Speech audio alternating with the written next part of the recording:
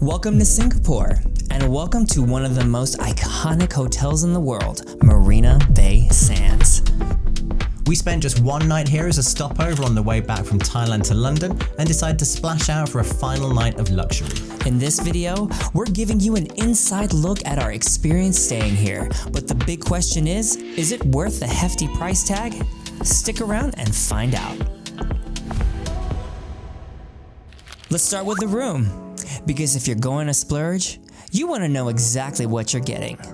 We stayed in June 2024 and originally booked a deluxe king room with a Gardens by the Bay view in Tower 3, which has the older style rooms, and paid around 1,000 Singapore dollars for the night. Let's show you around. Oh wow.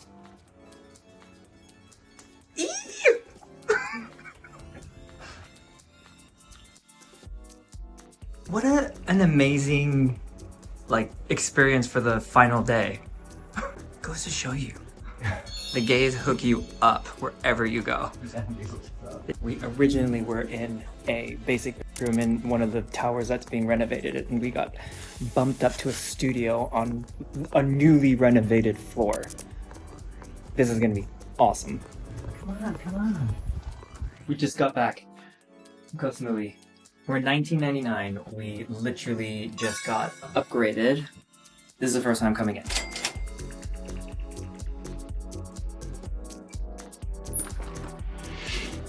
Whoa. Jesus. Walking through the marble hallway, the first thing that hits you is the sense of luxury. The hallway itself is striking, clad in cool white marble with soft lighting and a clean, understated elegance. It really sets the tone before you've even seen the rest of the room. To the left, there's a beautifully designed bathroom, spacious and completely covered in marble. You get double vanities with stylish backlit mirrors, a walk-in rain shower, and a deep soaking bathtub tucked neatly against the window, offering views over the city. There's also a Japanese-style toilet, fully automatic. The lid even opened automatically when opening the toilet door, although I messed up the first time and didn't record it. I feel like that needs to go up. What happens when you want to pee? Okay. Oh, there she is. Okay. Between the bathroom and the bedroom is a generous wardrobe area, which gives the room a proper suite-like feel. An ample space to unpack and settle in. Doing gymnastics. Inside, you'll find plush bathrobes, slippers, with loads of full-body mirrors. As if this place wasn't any extra. Leather-encrusted safe.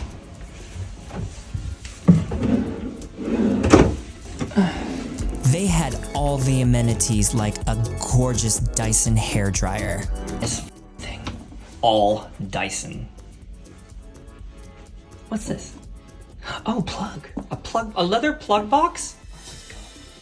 Then we come into the main space, a bright, open room filled with natural light. The king-size bed is perfectly positioned in the center of the room. Opposite the bed is a really nice seating area with a table and a massive 75-inch TV seamlessly mounted into the wall. Drinks cabinet. Does that open? Oh. Seat. To the side, you've got a leather-trimmed Nespresso machine, and in the cupboard above, there's an ornate tea set with a large collection of teas.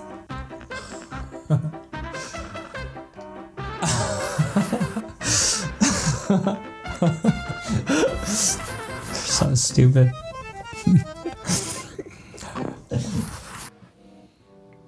A fucking leather Nespresso machine. Leather Nespresso. Usual water. I bet she's going to vote. Whoa! Whoa! A tea set. And some sweets. Which we will have right now. And some Nespresso pods. Oh, we have that one at home. Yeah.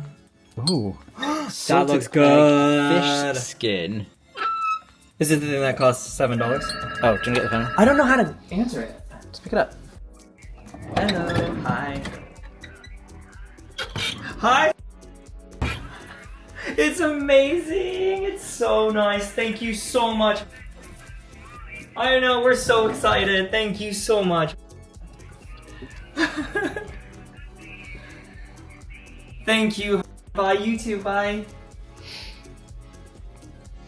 Was he asking how the room was? Yeah. Oh, wow. Okay, so that was our best friend downstairs. He literally called just to see how the room was and if we're doing okay. Like, this is beyond. Yeah. This is next level. The whole room is cleverly designed, refined without feeling fussy. And then, of course, there's the balcony. Stepping outside onto the large balcony and you're greeted with a full panoramic view of Gardens by the Bay. This is our balcony that overlooks Gardens by the Bay. Literally everything. We are so just staying here all day, all night. The Super Tree Grove, the domes, the waterfront, it's all there, framed by the curve of the bay and the Singapore skyline. Later on, we'll be watching the light show from here. Oh, and that's the bridge he was talking about where you can get nice photos. But this is... Oh wow, look at that view of the ships.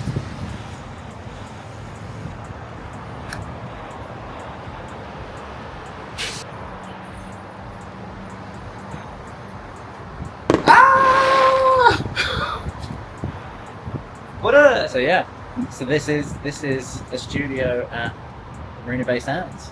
Wow. We Pretty really nice. lucked out. We honestly lucked out. We're hooked up. By another day.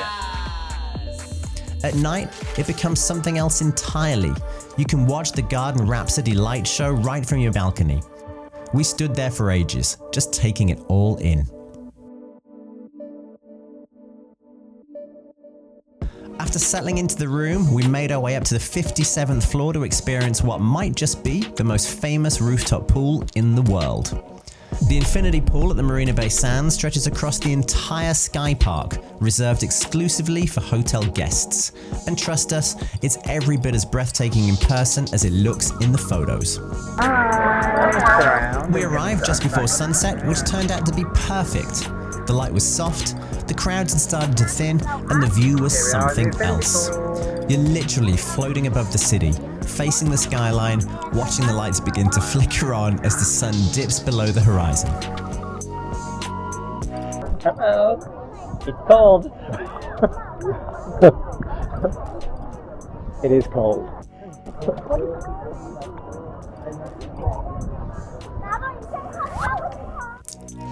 It was a little cooler than we expected that high up, especially with the breeze coming off the bay, but we didn't mind. It kind of added to the whole atmosphere. We didn't stay long, just enough to soak up the view and the moment. It was calm, surreal, and even though it's one of the most photographed pools in the world, it still somehow feels a little bit magical when you're actually in it.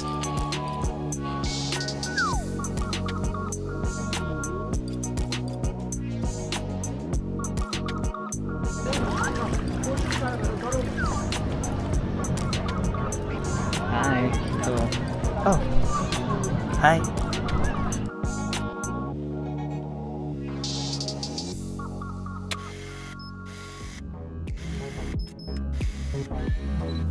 With that killer view of Gardens by the Bay, we totally give into the laziness and watch the Garden Rhapsody light show from our balcony. From up here, you get a stunning front row view of the display without the crowds. Every night at 7:45 and 8:45 p.m., the super trees get lit with music and a light show that lasts about 15 minutes. The music heard was more of a little whisper, unless we listened really hard, so while it's a peaceful and beautiful way to see it, you're probably better off heading down to the gardens themselves if you want the full experience. Still, it was a nice little moment to end the day, watching it all unfold from the comfort of our balcony and one of our 4 robes. But I thought it was a little boring. After a long day of travel, a dip in the pool and the light show, we headed out for dinner. We took a short walk to Gardens by the Bay to take a few pictures of the gardens up close and of the gorgeous hotel.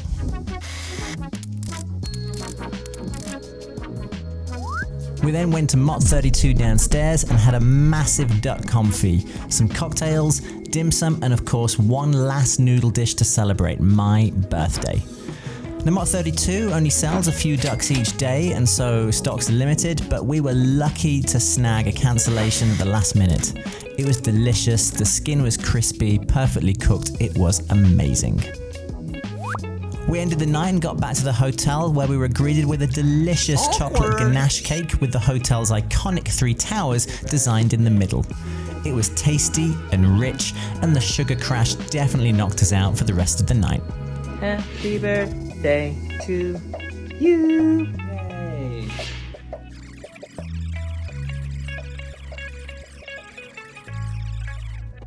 Yay! After an amazing night's sleep, we woke up and headed down to Rise, the main buffet restaurant here at Marina Bay Sands, for breakfast.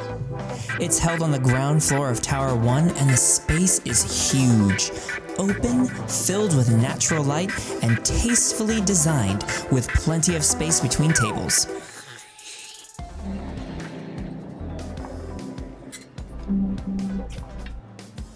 What about, There you go. what's a rock melon? I don't know. Just says orange melons we've been having. As for the food, it's a proper international spread.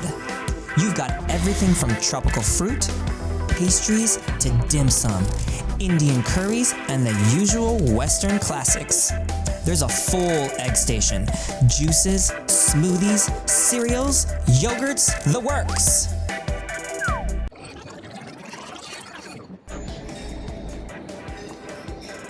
I see them.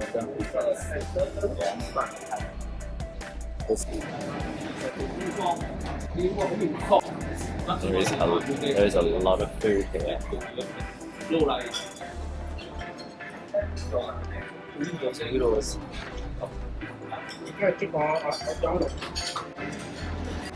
I feel like I need to go at each station one by one.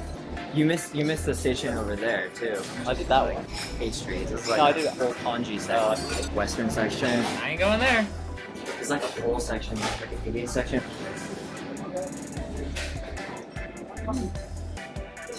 Trees. This is like No, I a do that. whole thing. Soba noodles. Oh, nice.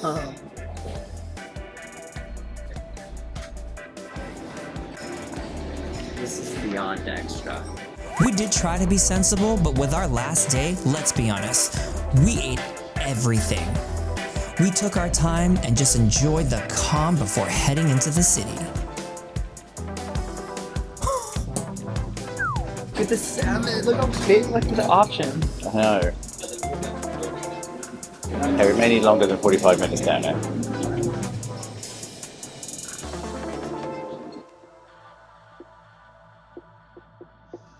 Before heading to the airport, we had a few hours left to explore the city, and we tried to make the most of it. We wandered through Chinatown, stopped by the Merlion,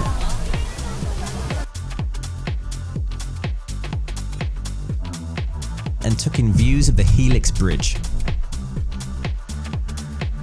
We also ducked into the Food Opera Hall at Ion Orchard, a modern food court tucked beneath one of Singapore's most iconic malls and perfect for a quick bite before flying out.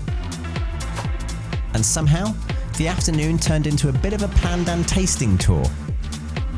We tried pandan shaved ice, pandan chocolate from a local shop called Choco Elf, and even these Merlion shaped pandan ice creams we found in Chinatown.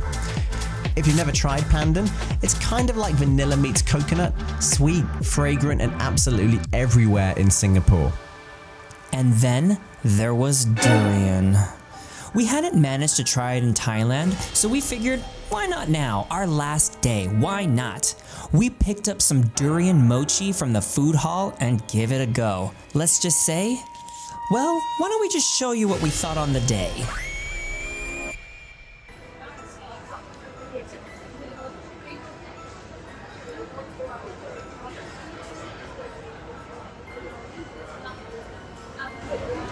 I like it.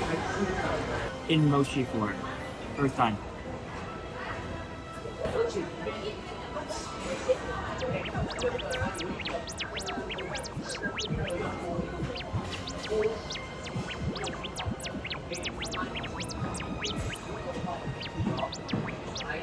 It's not bad. It's kind of savory.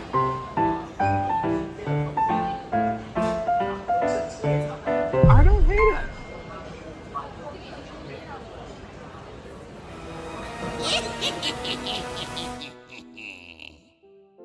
After a day of exploring and frankly a lot of snacking, we headed back to Marina Bay Sands for one last spot of relaxation by the pool. So even after you check out, guests still have access to the rooftop infinity pool for the rest of the day, which honestly makes the stay feel even more worthwhile. It was the perfect way to cool off, unwind, and soak in the view one last time before leaving the city. And of course, no trip to Singapore is complete without a stop at Changi Airport. We had a bit of time before our flight, so we visited the Rain Vortex, the world's tallest indoor waterfall. It's surreal, beautifully designed, and genuinely one of the most impressive airport experiences in the world. Not wet.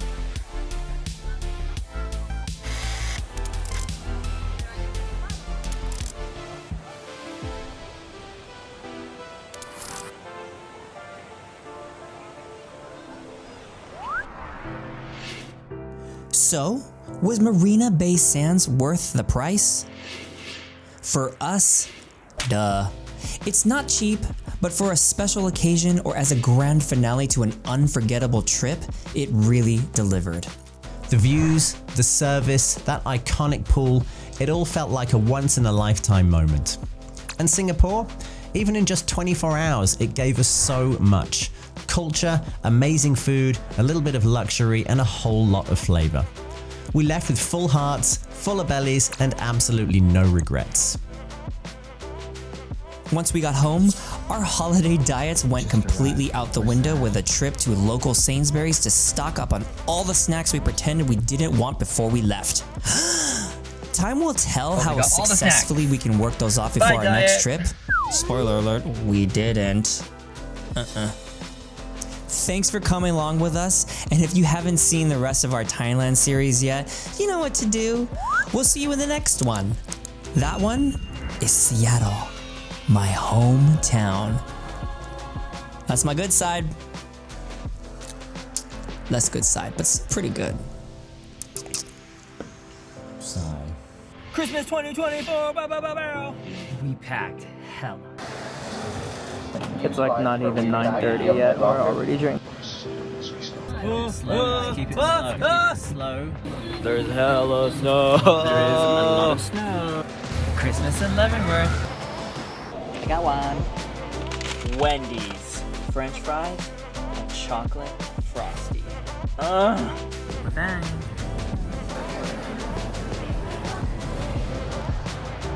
I want the maple one. I feel compelled to do it this way. The free mantra. You go.